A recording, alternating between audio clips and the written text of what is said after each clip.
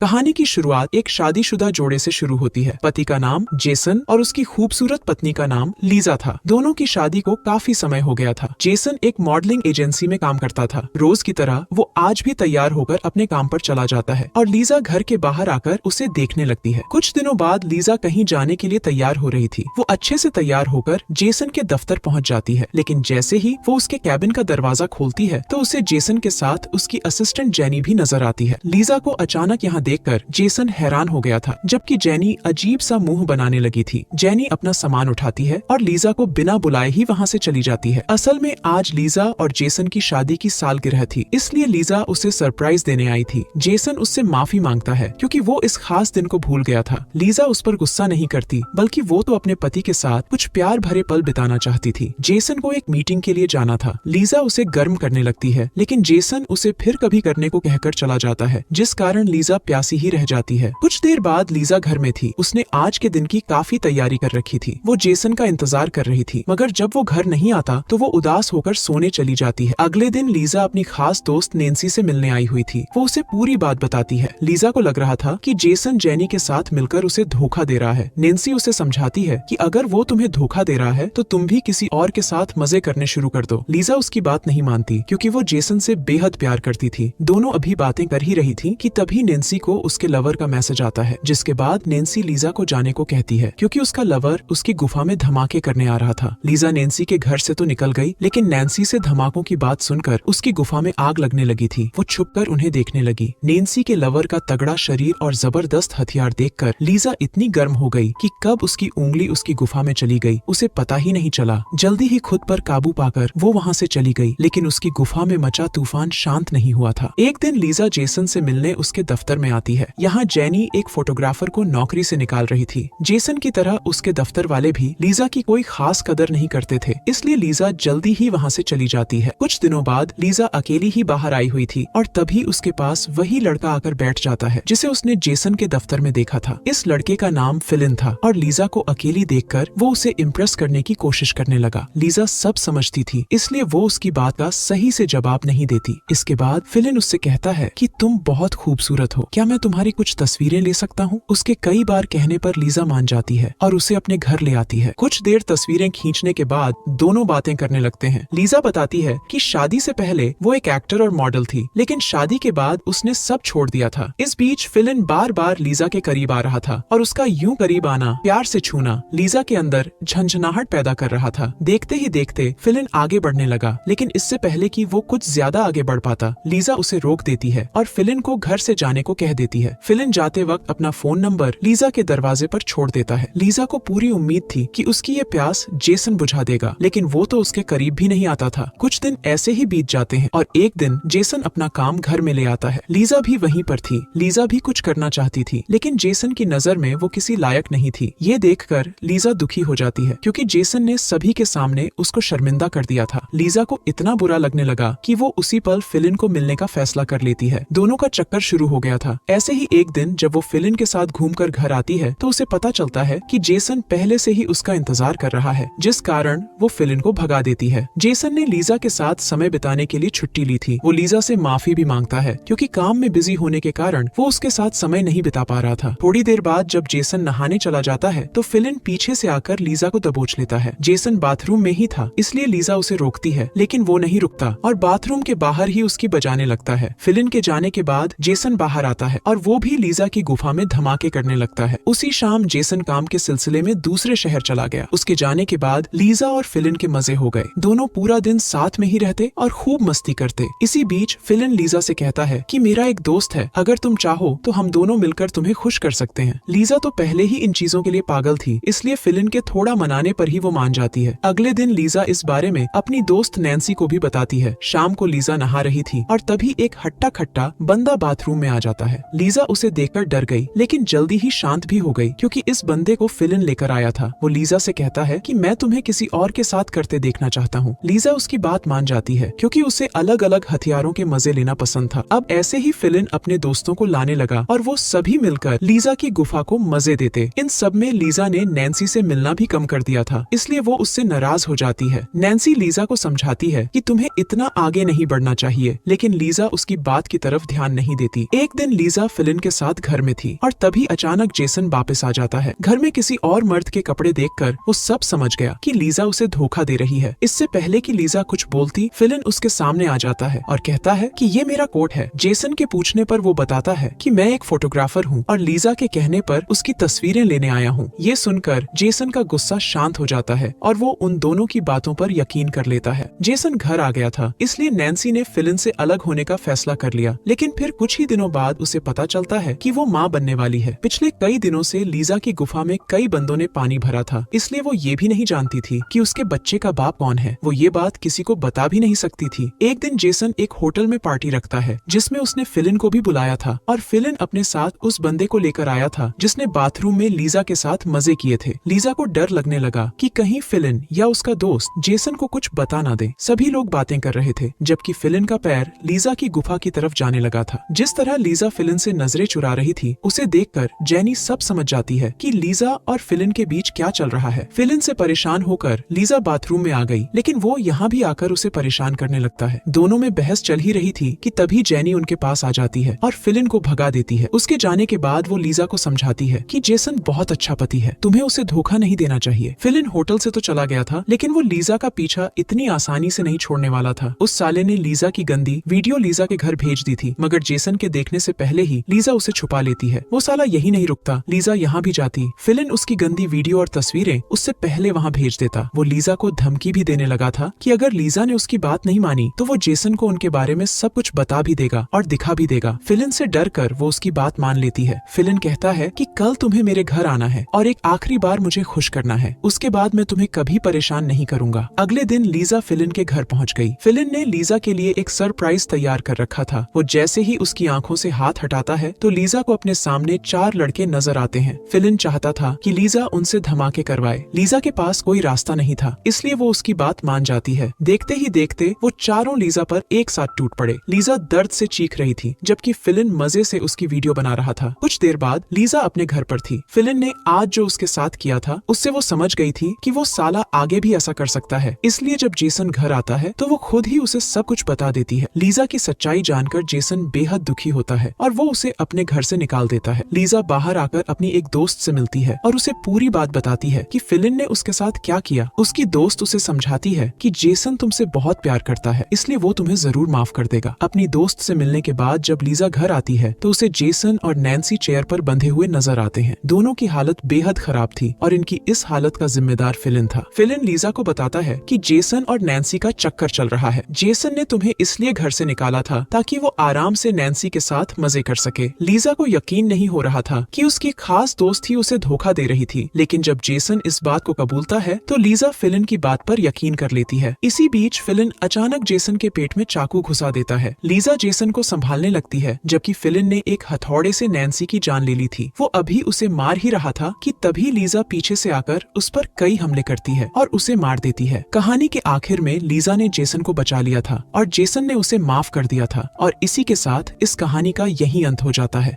हमारी वीडियो देखने के लिए बहुत बहुत धन्यवाद।